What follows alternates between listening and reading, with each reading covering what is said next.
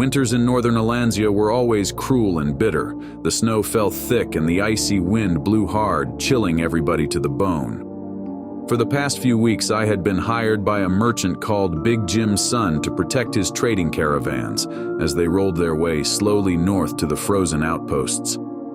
The horse-drawn carts were laden with cloth, utensils, weapons, salted meats, spices, and tea, which were traded for furs and ivory carvings made from mammoths' tusks. Big Jim was not usually worried about traveling north, as bandits only attacked his caravans on the return journey. He was not alone in recognizing the value of the northern goods. On this particular trip, I was walking ahead of 6 carts across a frozen lake.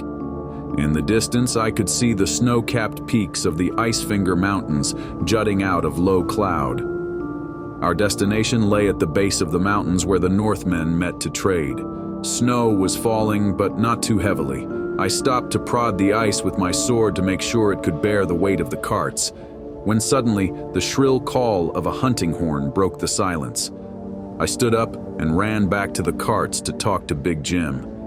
He was sitting next to the driver of the second cart, puffing on a long briar pipe. A huge man with a great bushy beard, Big Jim was obviously a man to be reckoned with. His bright blue eyes scanned the horizon, searching for signs of life. In a deep voice, he said, "Sounds like it came from the outpost. Reckon you better go and investigate. Could be trouble, and get back quick." I set off straight away towards the outpost at the base of Icefinger Mountains. I arrived 2 hours later at a scene of ugly carnage. The snow was red with blood, and all the wooden huts were smashed and torn down. 6 men lay dead, their bodies slashed, their axes at their sides in the snow. Judging by the size of the footprints, the creature that attacked the outpost must have been enormous. There was nothing I could do for the unfortunate Northmen, so I headed back towards Big Jim's caravan to report the news. I reached them in an hour just as the daylight was fading, and related the terrible events that had befallen the outpost. Big Jim ordered the carts to be drawn into a circle to protect his men during the night. A large fire was built into the center of the circle, and I sat down beside it to talk to Big Jim. Everybody was nervous, and a guard was posted to watch for signs of movement outside. In a low voice, Big Jim asked if I would hunt the terrible creature, for otherwise his business would be ruined forever. I smiled and replied that I would track down the beast, but only for a purse of 50 gold pieces. Big Jim's jaw dropped open, and it took a great deal of persuasion before he agreed to my demand. The snow finally stopped falling as I settled down for the night. Sleep was a long time coming, for my mind was active with thoughts of the impending hunt.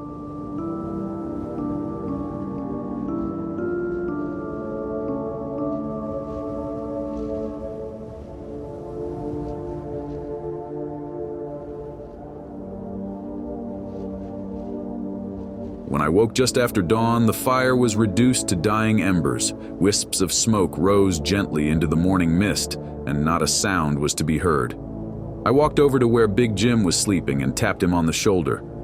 He woke with a start, and I told him that I was setting off and hoped to be back later in the day. I waved to the guard as the snow started to fall again, and made my way back to the outpost. By the time I reached the outpost again, the bodies were blanketed with snow and the beast's footprints were covered over. The visibility was poor as I set off towards the mountains where I hoped to find the abominable killer beast. The snow on the mountainside was soft and I sank in up to my knees as I climbed slowly up. I soon found myself at the edge of a crevasse, which was spanned by an ice bridge that was quite narrow and slippery. I made an effort to cross it without falling down, and in the end my efforts paid. I reached the other side of the crevasse and kept my slow trek over the thick layer of snow. The wind started to howl, blowing gusts of snow into my face. I put my head down and strode into it. Above the howl of the wind, I suddenly became aware of another sound, the howling of wolves. I drew my sword while trying to peer through the snow. As if out of nowhere, 2 white wolves appeared in front of me, hunched and ready to pounce. They were completely white, except for their blood-red eyes. With a snarl, the first wolf leaped at me, its jaws wide open and fangs glistening. I swung my sword in a wide arc, feeling the satisfying resistance as the blade sliced through the air. The edge of my sword connected with the wolf's neck, severing its head in a spray of crimson. The body tumbled into the snow, staining the pristine white with its blood. Before I could catch my breath, the second wolf lunged, using the momentary distraction to its advantage. Its claws raked across my arm, tearing through the leather of my coat and drawing blood. I gritted my teeth against the pain and pivoted, bringing my sword up just in time to block its snapping jaws. The force of the impact sent a jolt through my arms, but I held firm. The wolf growled, its eyes burning with fury, and pushed against my blade with surprising strength. I twisted the sword, wrenching it free and slashing across its snout. Blood sprayed from the wound and the wolf yelped, retreating a few steps. Seizing the opportunity, I lunged forward, driving the point of my sword into its chest. The wolf howled in agony, its blood pouring out and steaming in the cold air. It thrashed violently, trying to dislodge the blade, but I held on, twisting the sword deeper. With a final, desperate lunge, the wolf collapsed into the snow, its movement slowing until it lay still. I stood there, breathing heavily, the taste of blood and snow in the air. The bodies of the wolves lay at my feet, the snow around them darkening with their blood. My arm throbbed where the claws had struck, but I wiped the blood from my sword and sheathed it, knowing I had to keep moving.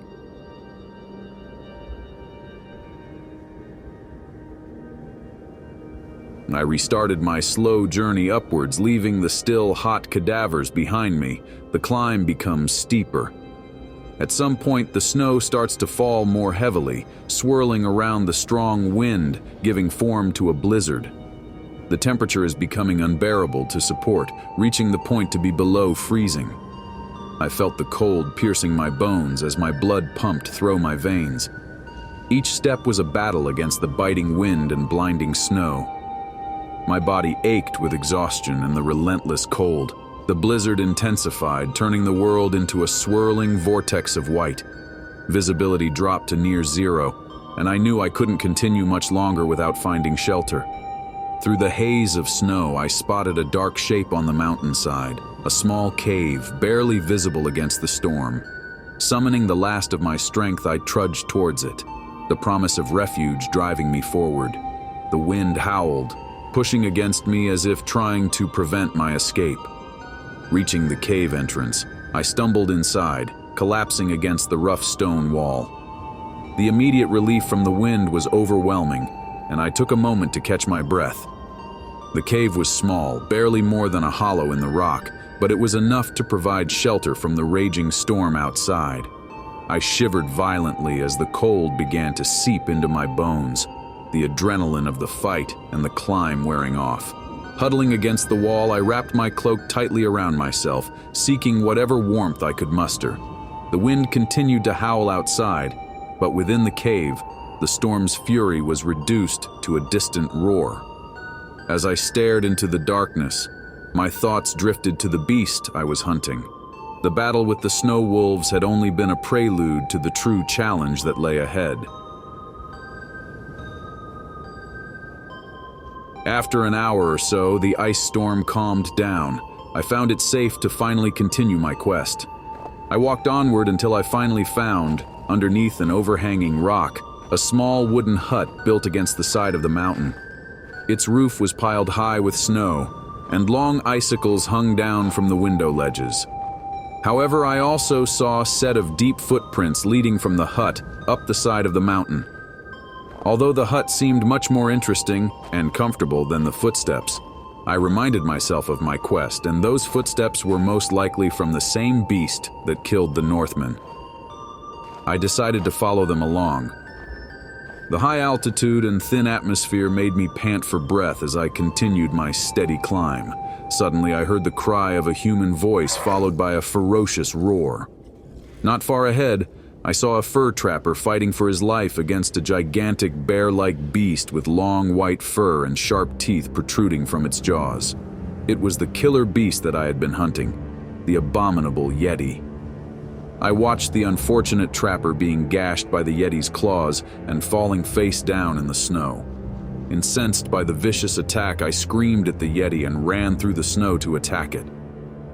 The Yeti turned its blood-red eyes towards me, its maw dripping with the trapper's blood. It let out a bone-chilling roar and charged. I barely had time to raise my sword before its massive paw swiped at me. The impact sent me sprawling into the snow, my sword flying from my grip. Pain shot through my body, but I forced myself to roll aside as the Yeti's claws slashed the ground where I had been lying. Scrambling to my feet, I drew my dagger and faced the beast. The Yeti lunged again and I sidestepped, slashing at its side. The blade barely cut through its thick fur, but the Yeti roared in anger and swung its arm back at me. I ducked, feeling the rush of air as its claws missed me by inches. Using the momentum, I dove for my sword, snatching it from the snow just as the Yeti bore down on me. I rolled onto my back and thrust upwards, the blade sinking into the beast's arm. It howled in pain, lifting me off the ground and shaking me violently. I held on, the hilt of my sword my only anchor as the Yeti tried to dislodge me. With a mighty effort, I yanked the sword free and dropped to the ground, landing in a crouch.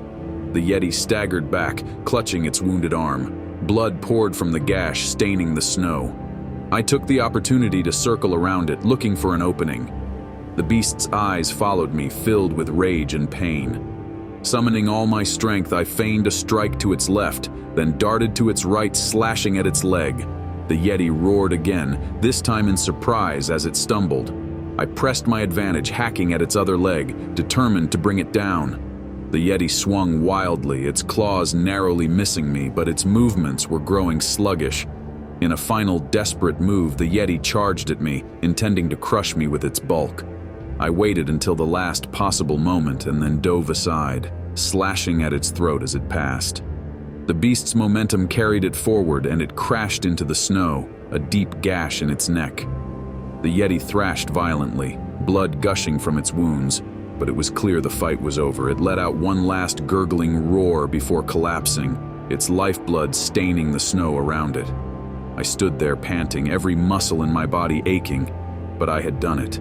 The abominable Yeti was defeated. I knelt down beside the fur trapper and turned him over slowly. His eyes were barely open and blood trickled down from the corner of his mouth. The Yeti had gouged deep wounds in his chest, and I realized there was no hope of saving him. With a great effort, he reached up and grabbed me around the neck, pulling me down so that I could hear his dying words. He thanked me for trying to save him and insisted on telling me his secret. In terrible pain, he struggled to whisper his story. He told me that he had lived in the mountains for most of his life, hunting animals and trading their furs. But for the last 5 years, he had been searching for the legendary crystal caves. These caves, he explained, had been cut out of a glacier by the followers of the Snow Witch, a beautiful yet evil sorceress who was trying to use her dark powers to bring on an ice age so that she could rule supreme over the whole world. The entrance to the crystal caves was high up on this very mountain. It was open but hidden by an illusion. The unfortunate fur trapper had found it by accident only yesterday, when he saw one of the Snow Witch's warriors seemingly walk straight through an ice wall and disappear. The trapper left a piece of fur hanging over the entrance so that he could find it again the next day. Sadly, the Yeti had put an end to his hopes. He asked me to enter the caves to slay the vile Snow Witch and leave her followers without their leader. He mentioned legends about great treasures being frozen into the wall of the Snow Witch's lair, which would provide ample reward. The fur trapper suddenly gripped me hard and then fell back silently into the snow. He was dead. I covered him with snow before deciding what to do. 50 gold pieces awaited me if I returned with evidence of the Yeti's death to Big Jim's son. But the thought of a quest through the crystal caves beneath Icefinger Mountains excited me, and I decided to set off to find them. Besides, I can always find Big Jim later.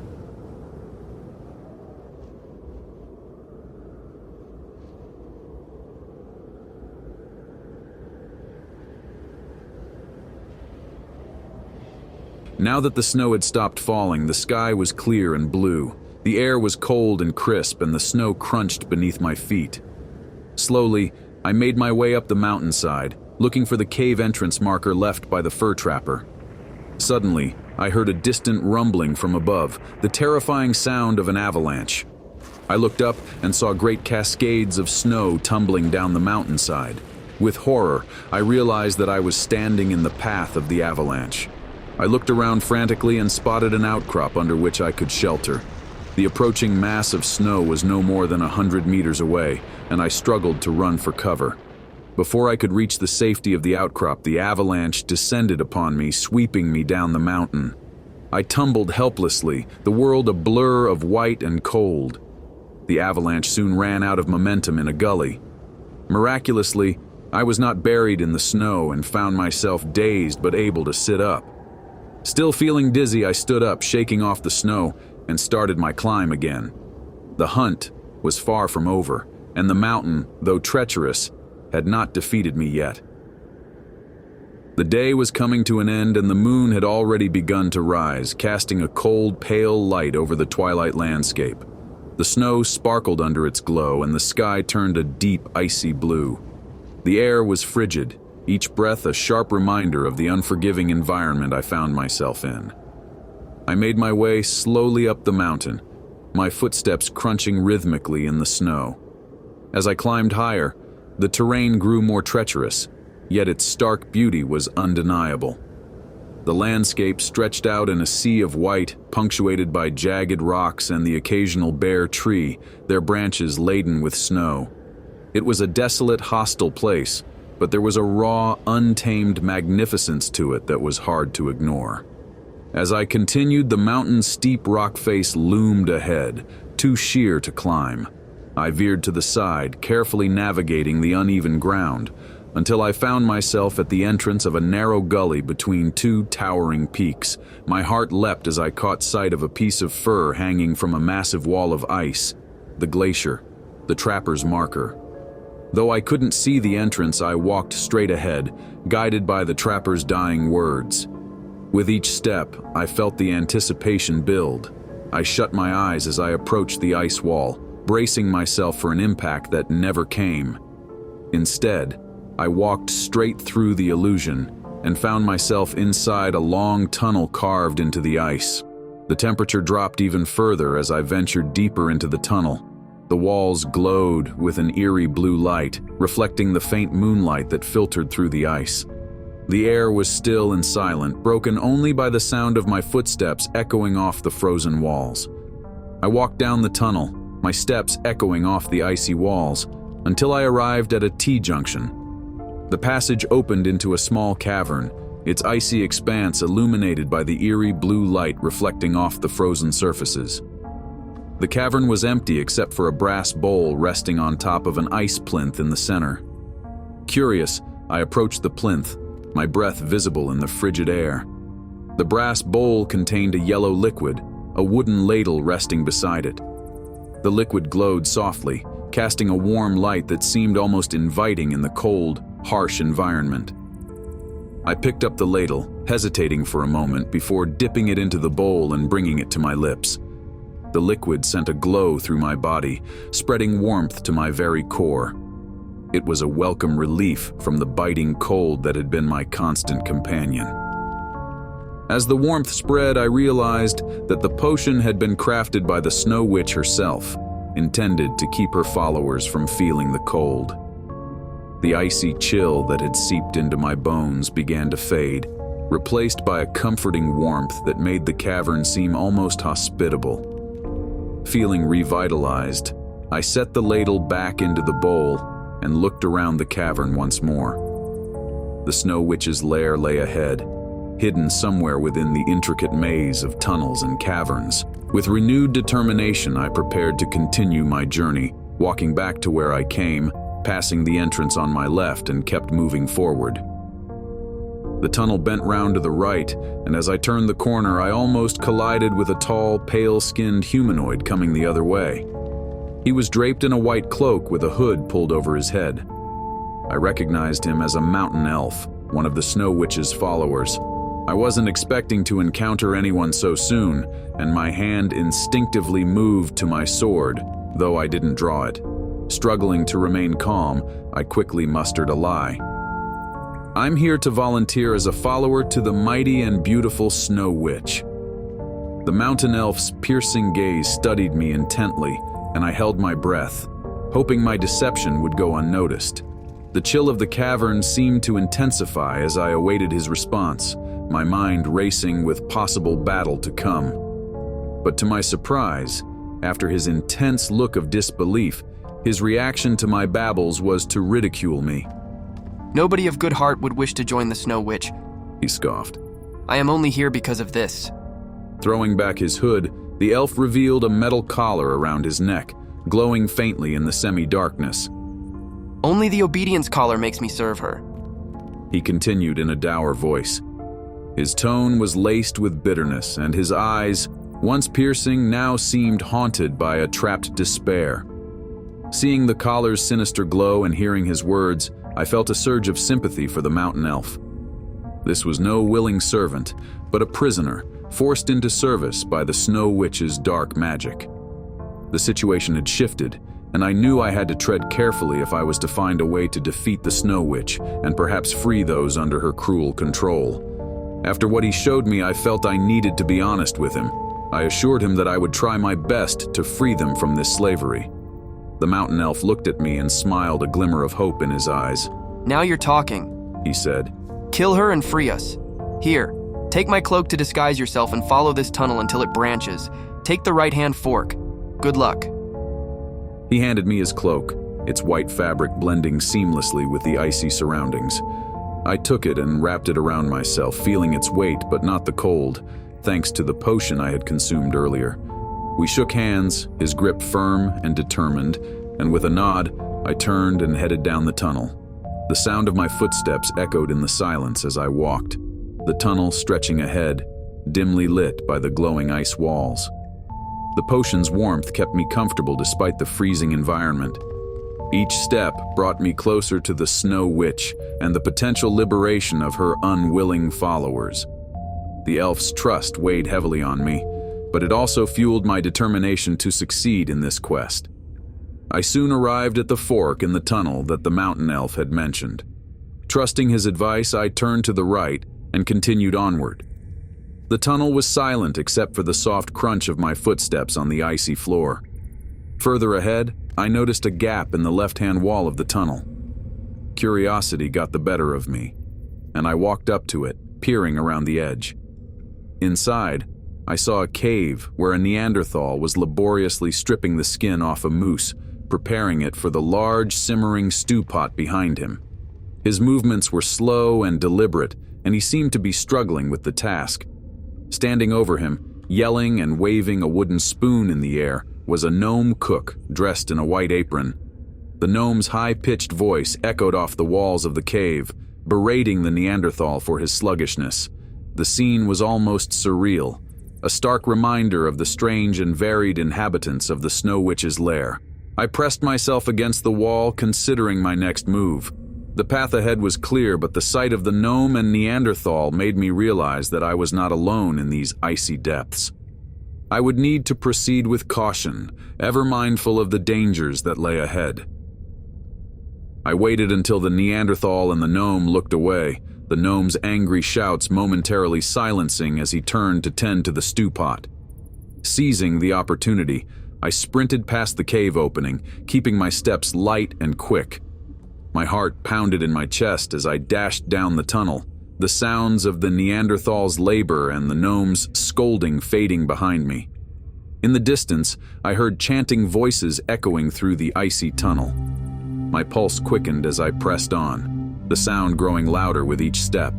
Before long, the tunnel opened up to a large cavern. Kneeling before an ice effigy shaped like a demon, their hooded faces pressed to the frozen floor in worship, were 10 of the Snow Witch's followers. I crouched low, observing the scene. The eerie glow of the cavern illuminated their solemn faces, casting long shadows that danced across the icy walls. The air was thick with the chill of reverence and the unyielding cold of the Snow Witch's domain. I tightened my grip on my sword, my breath forming small clouds in the frigid air. I pulled down the hood of my cloak as far as it would go, hoping to blend into the shadows of the cavern. My heart pounded in my chest, the rhythm almost drowning out the chanting of the Snow Witch's followers. I walked steadily, each step measured and cautious, towards the tunnel exit on my right. The followers remained absorbed in their ritual, their chants echoing off the icy walls. I kept my head down and my movements smooth, praying that the cloak and the dim light would conceal me. As I approached the tunnel exit, the chanting grew fainter behind me, replaced by the whisper of the cold wind ahead. Just as I reached the tunnel entrance, a voice called out, freezing me in my tracks. "You there! Halt!" I turned slowly, my heart hammering.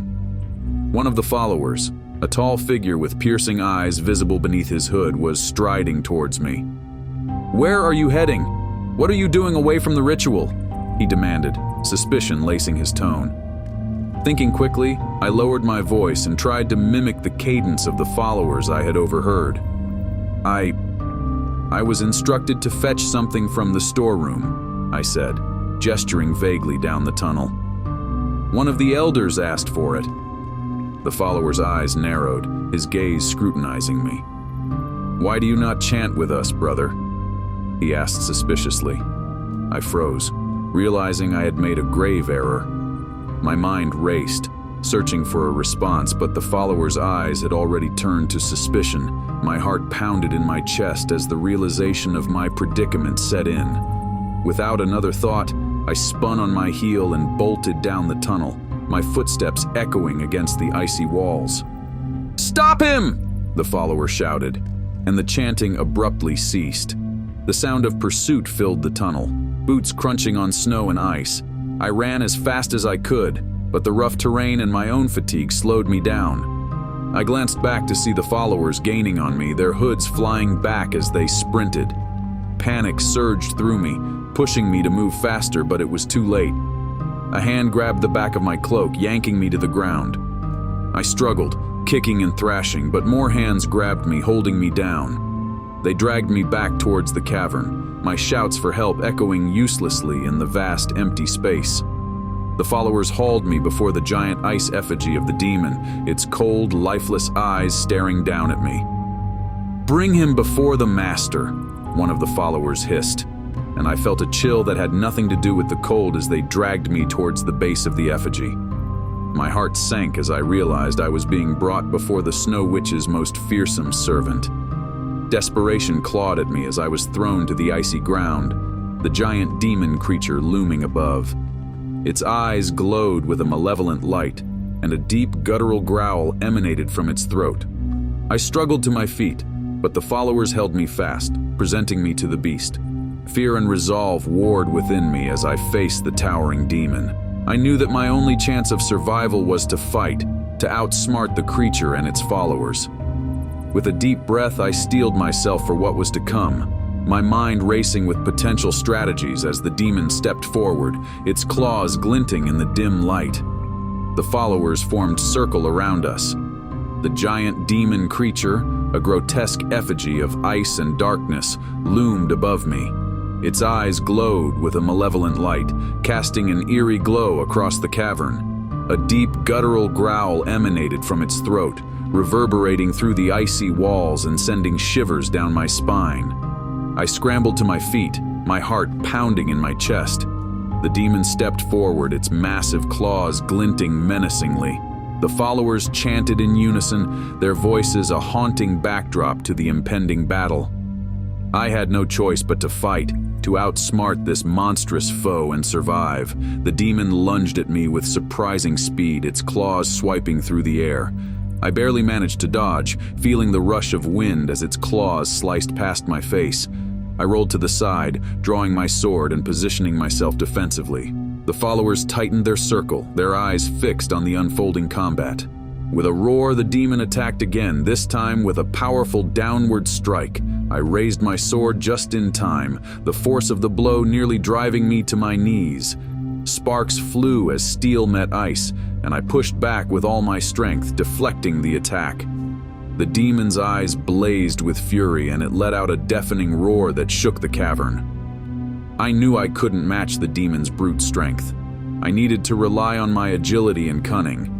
I feinted to the left, then darted to the right, slashing at the demon's exposed flank. My sword bit into its icy flesh, sending shards of ice flying. The demon howled in pain, staggering back for a moment. Seizing the opportunity, I pressed the attack. I struck again and again, aiming for the joints and weak points in the demon's icy armor. Each successful blow sent a jolt of hope through me, but the demon was relentless. It fought back with a ferocity that left me breathless, its claws raking across my arm and leaving a trail of blood. The followers' chanting grew louder, their voices rising to a fever pitch. The demon seemed to draw strength from their words, its attacks growing more frenzied and powerful. I dodged and parried, narrowly avoiding death with each passing second. My muscles ached, and my breath came in ragged gasps, but I couldn't afford to falter. In a desperate bid, I kicked a patch of loose snow into the demon's face, momentarily blinding it. The demon roared in frustration, swinging wildly. I ducked under its massive arm and plunged my sword deep into its chest. The demon let out a blood-curdling scream, its body convulsing as I twisted the blade. But it wasn't over yet. The demon's eyes blazed with a final surge of fury, and it lunged at me with a last-ditch effort. I barely managed to sidestep, feeling the rush of air as its claws narrowly missed me. Summoning all my strength, I pulled my sword free and delivered a decisive blow to the demon's neck. The demon's head toppled from its shoulders, crashing to the ground with a resounding thud. Its body crumbled, collapsing into a pile of icy shards. The chanting ceased abruptly, and the followers stared in stunned silence. I stood in the center of the circle, panting and covered in sweat and blood, my sword dripping with the demon's dark essence. For a moment, the cavern was eerily silent. Then, one by one, the followers began to back away, their fear evident. I watched them go, my heart still racing. The demon was defeated, but the true battle against the Snow Witch lay ahead. With grim determination, I sheathed my sword and set off down the tunnel, ready to face whatever horrors awaited me in the depths of the crystal caves.